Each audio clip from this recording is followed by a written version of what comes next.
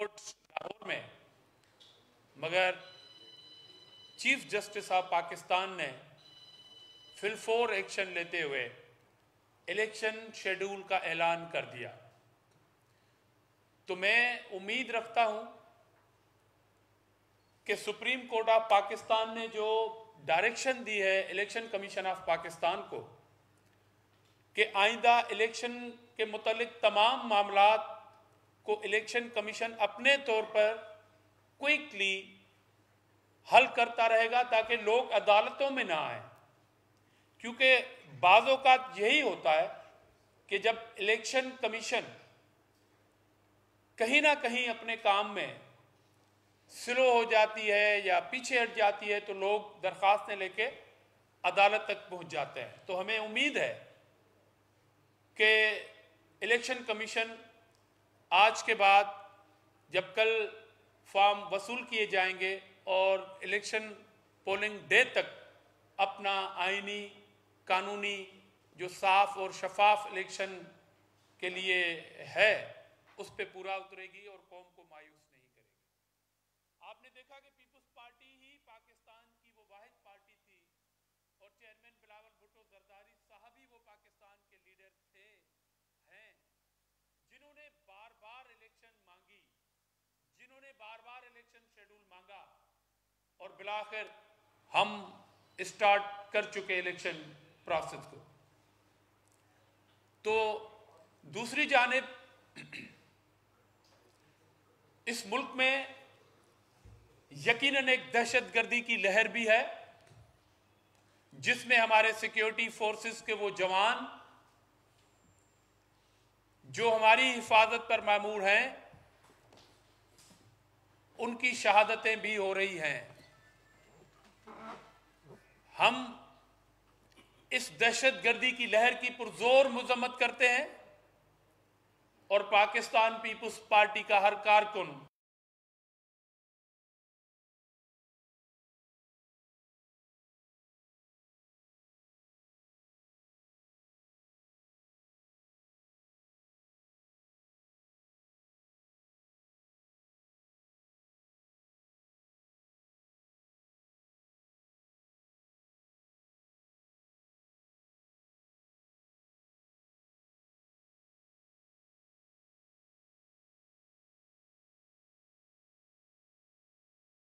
थे और हमें कहा गया था कि नो गो एरिया है पंजाब आपके लिए, मगर पीपुल्स पार्टी ने इलेक्शन में हिस्सा लिया और अपनी तमाम एक्टिविटीज के साथ हिस्सा लिया। जामे शहादत नोश की हमारे कारकुनों ने, मगर हम इलेक्शन से पीछे नहीं भागे। तो मैं उम्मीद रखूंगा कि इस तरह की कोई भी जो सूरत हाल होगी उससे इलेक्शन कमीशन नहीं घबराएगा। मैं ये भी कहना चाहता हूं कि अभी तो इलेक्शन के फॉर्म कल से वसूल होंगे, मगर मुझे खदशा है बतौर सियासी कारकुन कि इस तरह के साजिशी हमले होते रहेंगे, इस तरह की दरखास्तें अदालतों में आती रहेंगी। मगर मुझे उम्मीद भी है अपने इलेक्शन कमीशन ऑफ पाकिस्तान से कि जितनी डिले हो चुकी तो हो चुकी, अब जरा हिम्मत के साथ आपको आगे बढ़ना पड़ेगा और पूरी पाकिस्तानी कौम आपके साथ। इलेक्शन कैंपेन के हवाले से चेयरमैन बिलावल भुट्टो जरदारी साहब ये कह रहे हैं, दूसरे सूबों में कह रहे हैं और दूसरे सूबों में अपना एक मुतहरिक किरदार अदा कर रहे हैं कि हम पूरे पाकिस्तान को सिंध बना लेंगे, सिंध की तरह तरक्की देंगे।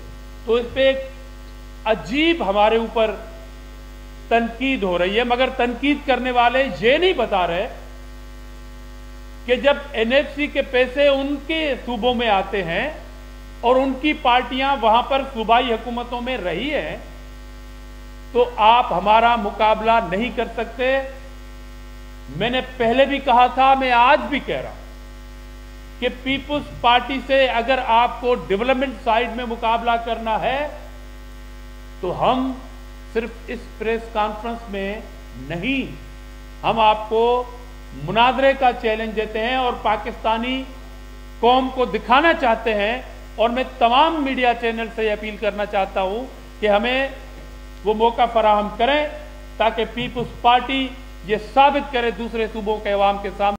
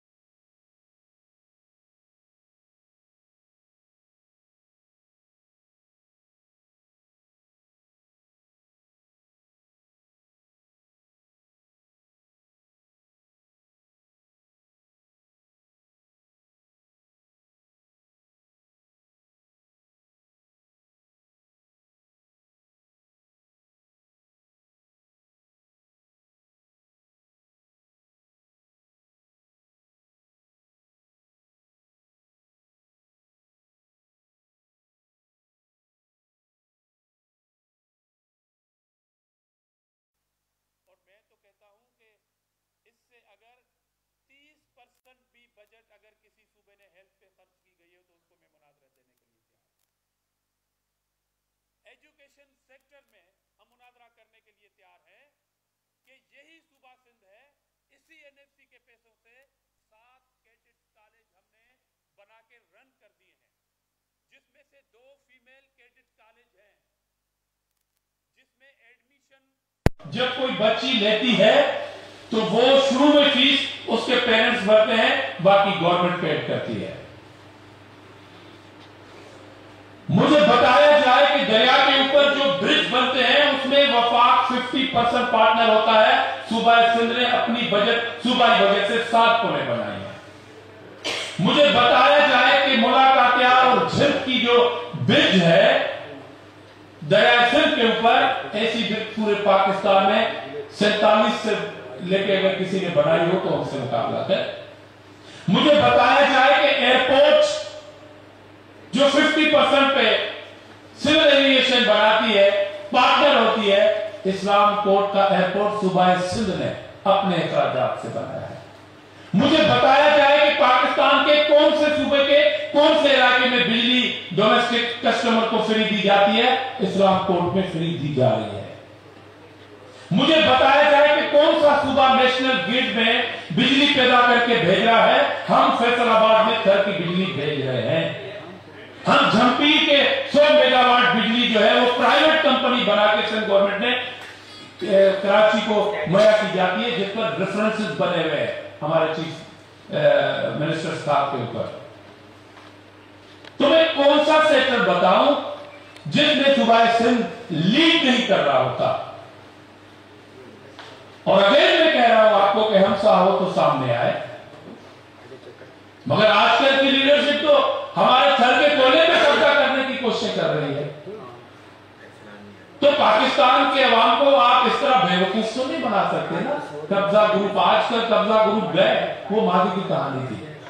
तो मियां साहब, जब सिंध के अवाम कब्जा किसी का कबूल करने के लिए तैयार नहीं है तो आपके इन अल्फाज या इन बयानात को हम कैसे कबूल करेंगे। लिहाजा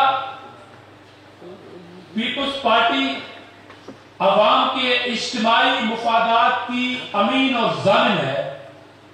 चेयरमैन बिलावल भुट्टो जरदारी इस मुल्क को बहरान से निकालने के लिए, प्रेसिडेंट आसिफ अली जरदारी साहब इस मुल्क में एक सियासी बहरान को निकालने के लिए अपनी कोशिशें शुरू की हुई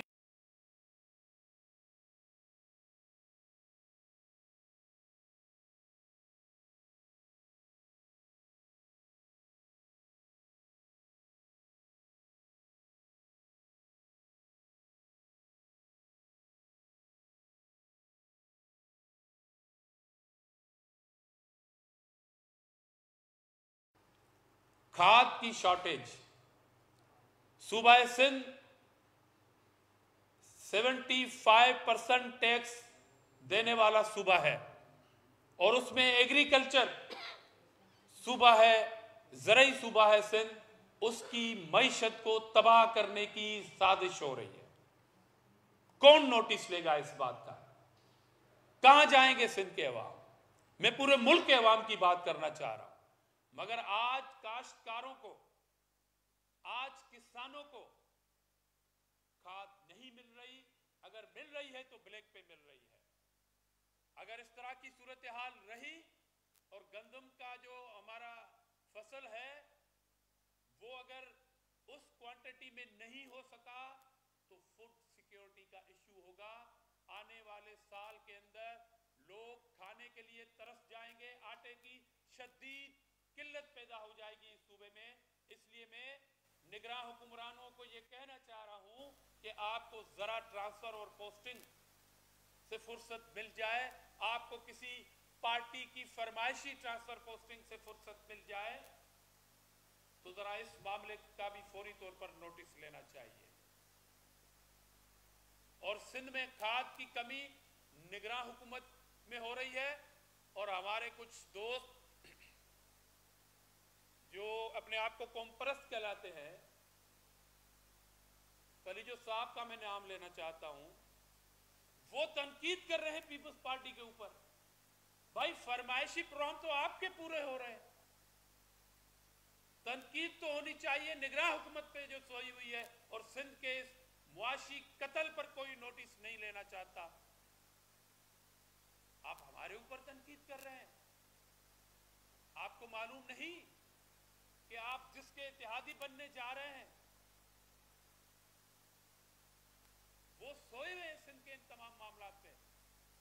हम पूरे पाकिस्तान के मुफादात के अमीन हैं और खास तौर पर इस अहम इशू जो बर्निंग इशू है, सिंध की मईशत को तबाही के किनारे पे खड़ा कर दिया है।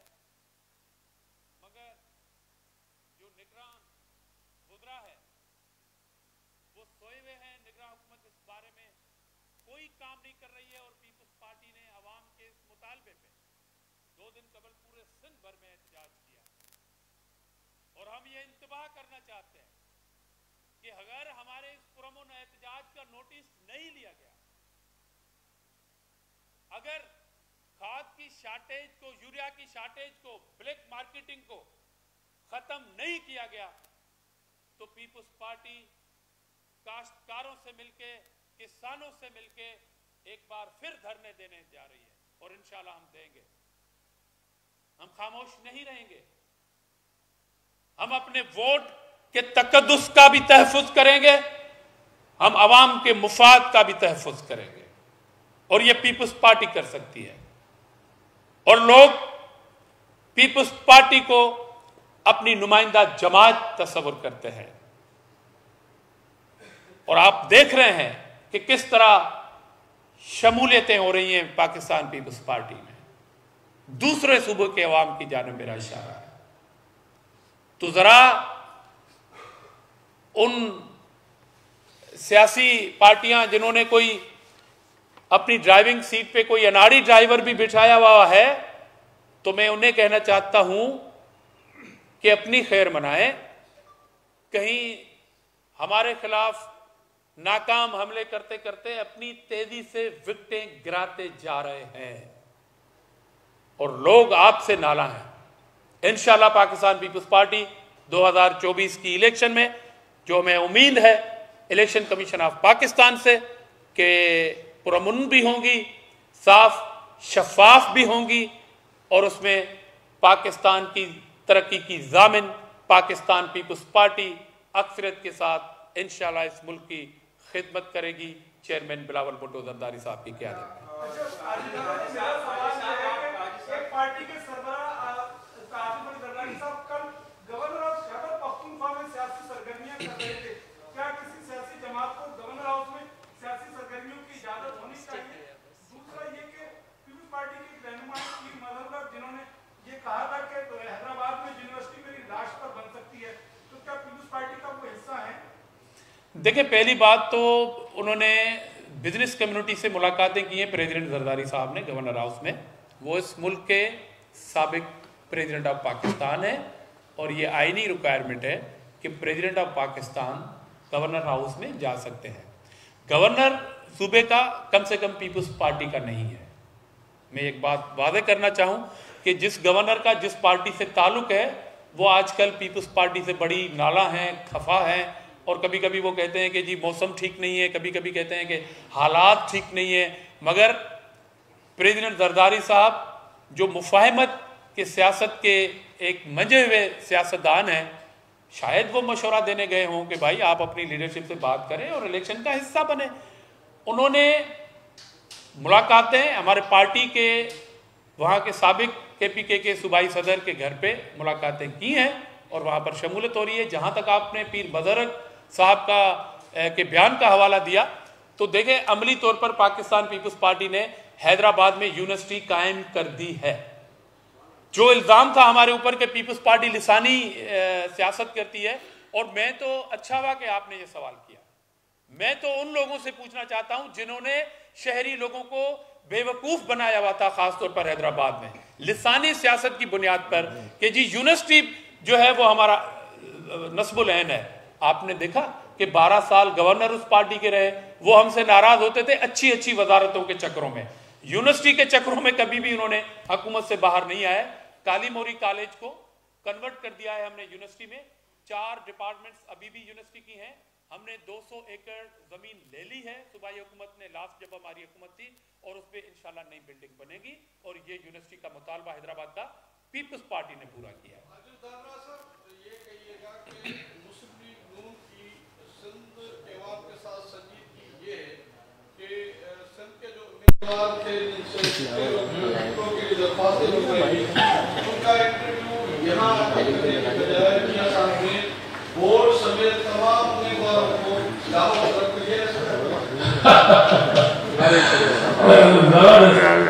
यही बात हम कहते आ रहे थे सिंध के उन नादान दोस्तों को कि जिनको बेवकूफ बनाया जा रहा है कि जी अब मियाँ जी आएगा, जनवरी में आएगा, दिसंबर में आएगा और यहां से वो स्विप करेगा।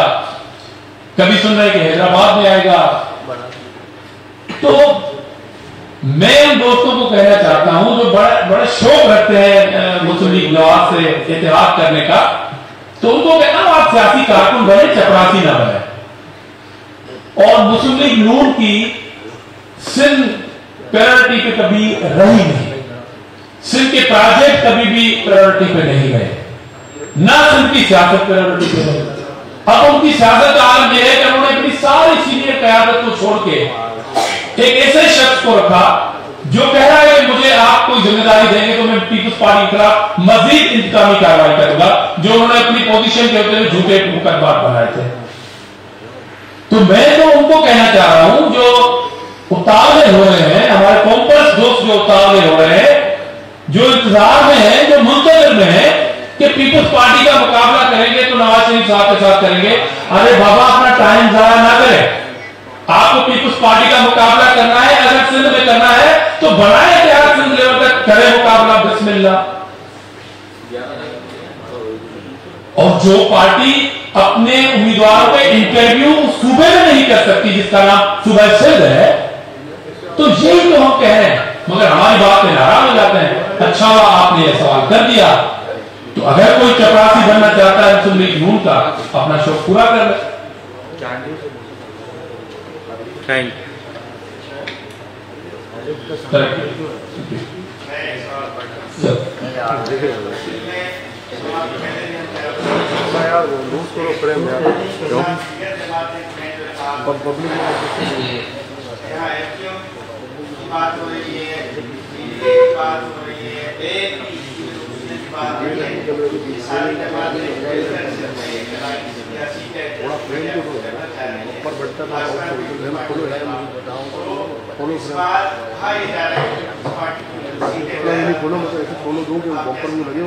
मैं समझ रहा हूँ कि सूबे भर में और खासतौर पर सिटी कराची में भी, जो कराची डिवीजन की मैं बात कर रहा हूँ, सबसे ज्यादा सीटें लेने वाली पार्टी पाकिस्तान पीपल्स पार्टी। देखिए, इज्तिमाई तौर पर नामों की बड़ी लिस्ट है हमारे खिलाफ इतिहाद करने वालों की, मगर ग्राउंड पर उनको आप लालटेन लेके अगर ढूंढेंगे भी नजर नहीं आएंगे।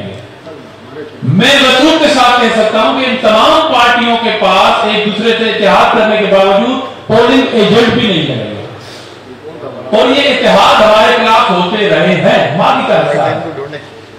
और जब ये सारे लोग एक दूसरे से इतिहाद कर रहे हैं, जिसमें हमारे कॉम्पर्स दोस्त भी शामिल हैं, तो इस बात की दलील दे रहे हैं कि पीपल्स पार्टी एक हकीकत है जिसका मुकाबला वो कर नहीं सकेंगे। इसलिए वो आपस में बेरोजगारों के टोले के हवाले से एक मुलाकातें हो रही है उनकी। मैं तो खुश हूं इस बात में कि बजाय हम इंडिविजुअल एक एक करके किसी को शिकस्त दें, इज्तिमाई शिकस्त देगी पीपल्स पार्टी 2024 की इलेक्शन में। और 2024 का जो साल है वो पीपल्स पार्टी की जानिब से अपने मुखालफिन को इज्तिमाई शिकस्त देने का साथ साबित होगा। Thank you. ठीक है, सुभान अल्लाह।